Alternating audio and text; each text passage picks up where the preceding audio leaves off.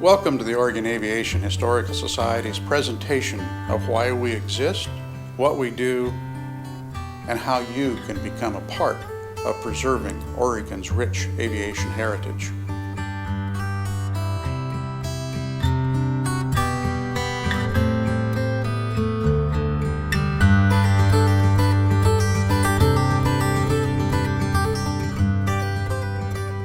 The purpose of the Oregon Aviation Historical Society is to preserve, collect, restore, exhibit, and interpret the various and sundry aviation artifacts and history that's very significant to Oregon.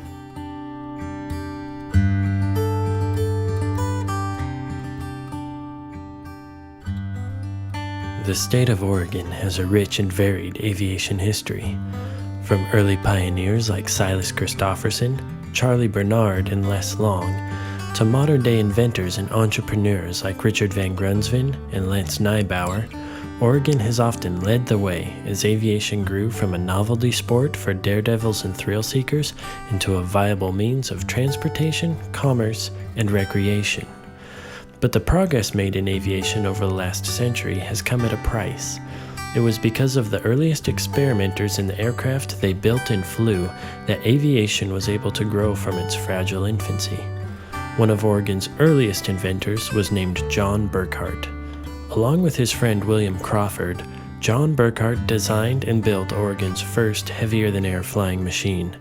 From the foundations laid down by John Burckhardt, William Crawford, and others like them, aviation in Oregon began to grow at an increasingly rapid and public pace. Patrick Harris, Executive Director of the Clackamas County Historical Society, has studied the influence that many of the earliest experimenters and exhibitionists had on Oregon's aviation history. In 1979, I began research for a thesis, a master's thesis in history at Portland State University.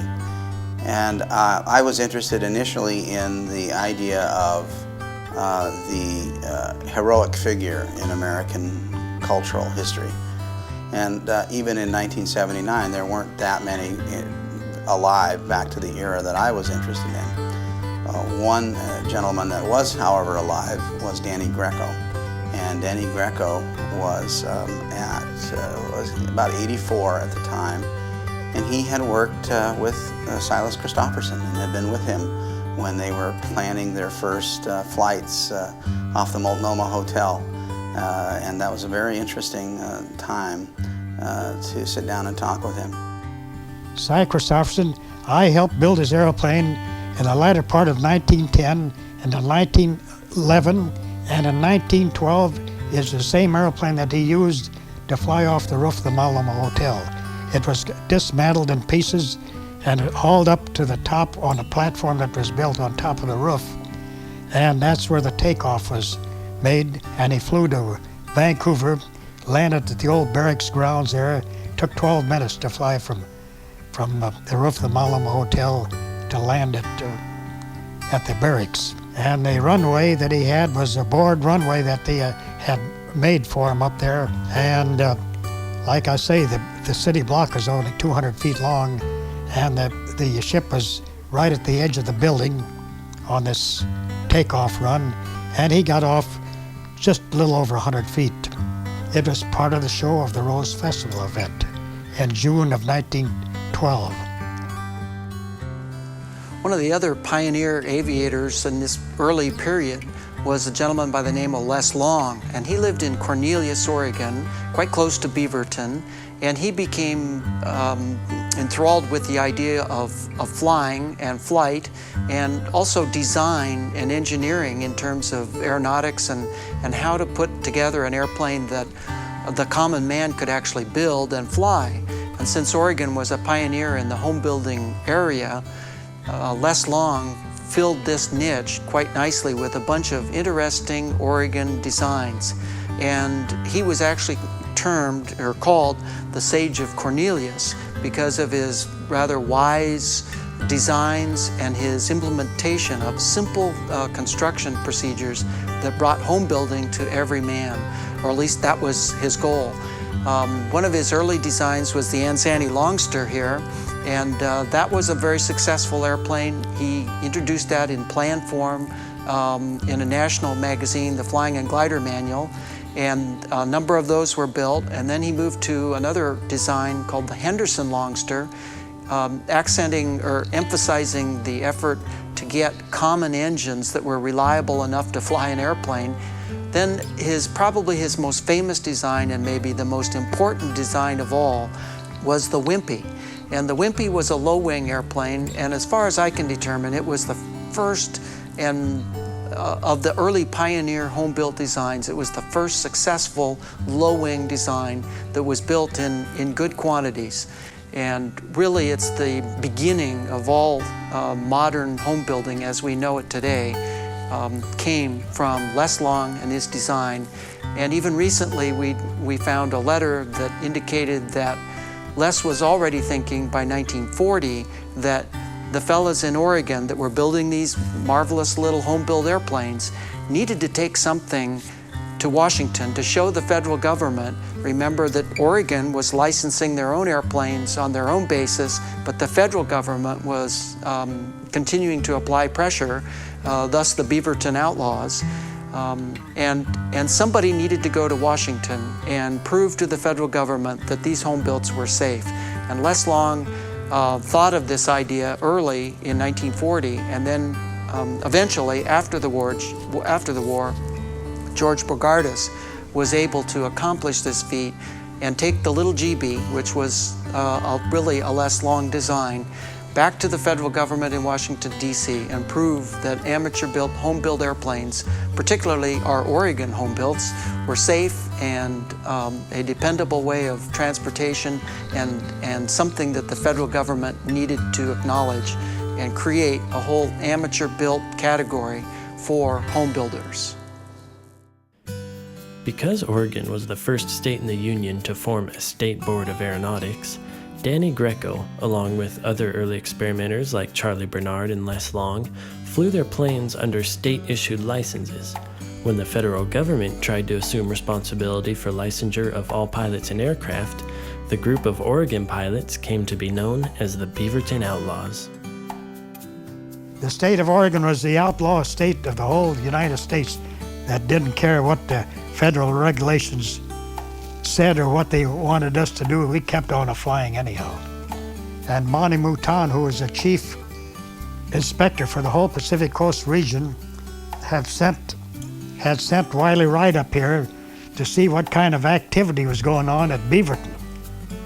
And he understood that there's a bunch of outlaws flying out at Beaverton that wasn't going to comply with the federal regulations. And we didn't, because at that time, right after the First World War, 1920, is when the State Board of Aeronautics established state laws.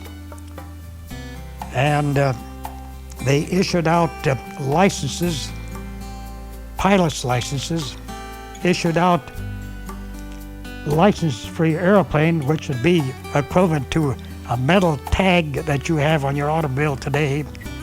And that cost $10 for the license for your airplane and $2 for the privilege of having a licensed inspector qualify you to fly under the state laws of Oregon.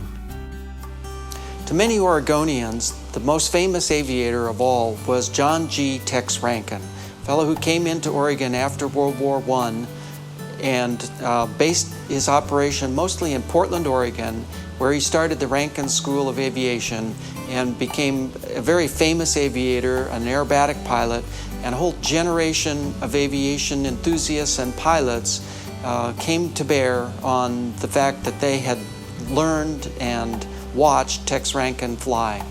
He was an amazing aviator and an incredible showman, and brought aviation to the public in a way that no one else had ever done before throughout the United States, but particularly here in Oregon. And we were extremely blessed to have somebody of his caliber here in the state of Oregon.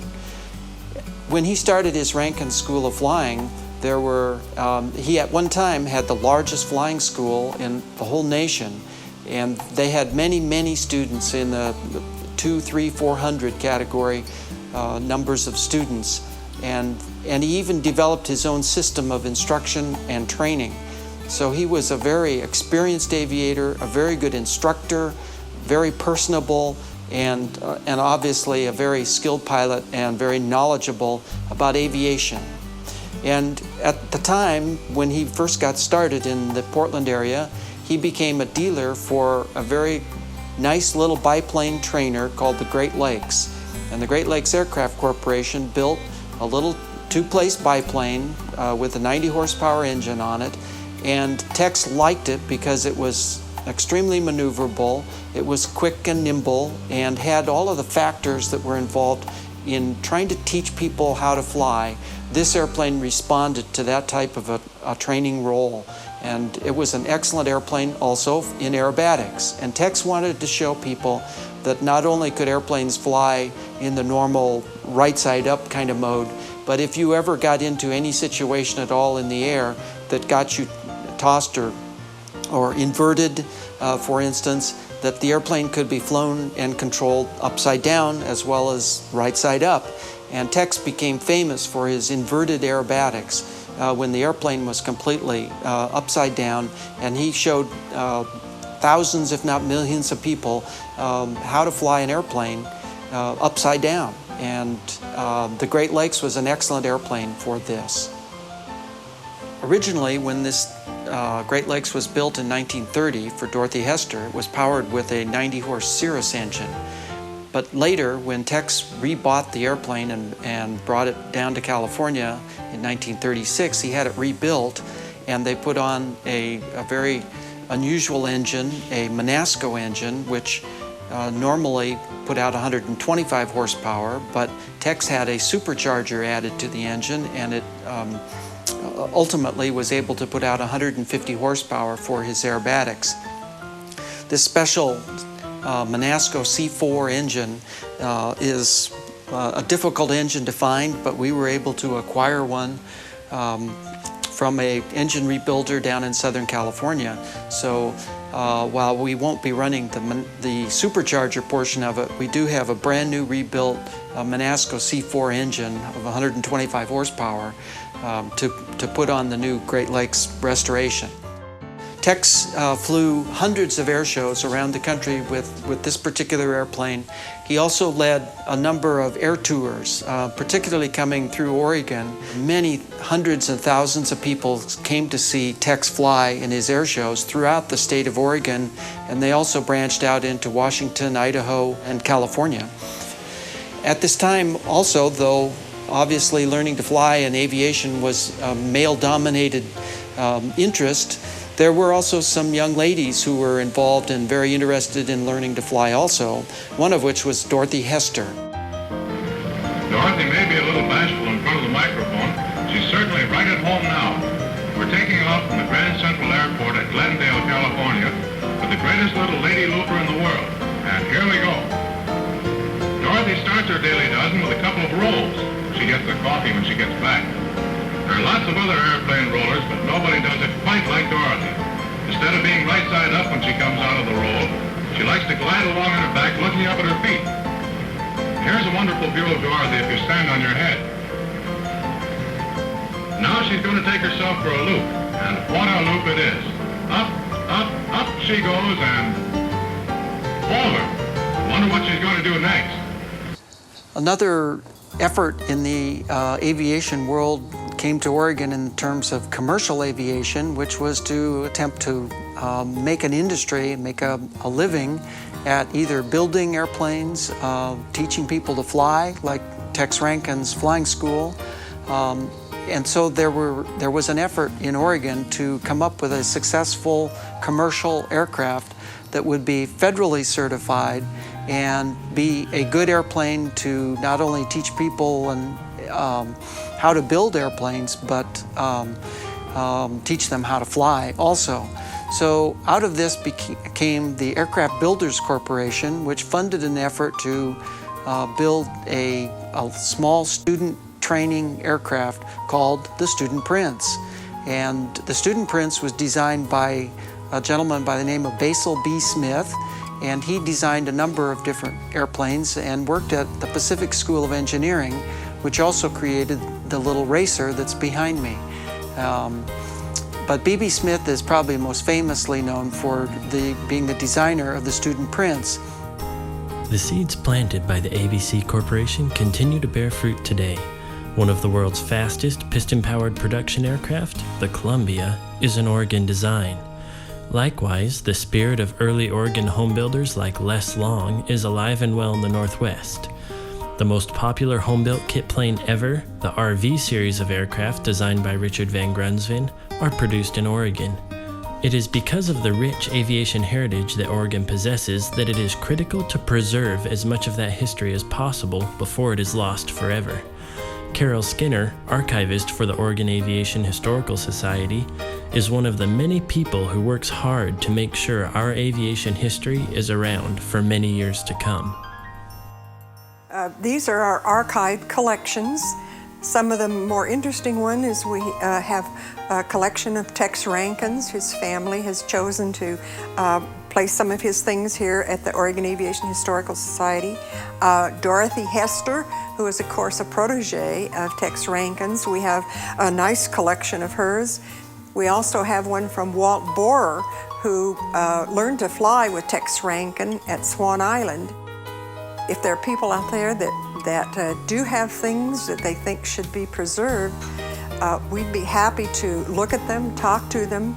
Not everything that we get fits with our purpose. Our basic mission is Oregon aviation history. And I know we've only begun to scratch the surface as far as what's available out there to look at. So the best thing to do is get in contact with us and tell us what you have, and we'll look at it, or you can show it to us and we'll decide if that should be included in what's archived here.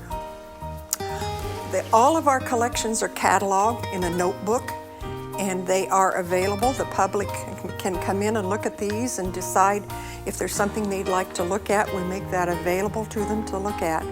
Now, if you want to find out how to contact us, the best way is to go to our website, OregonAviation.org, and click on Contact Us.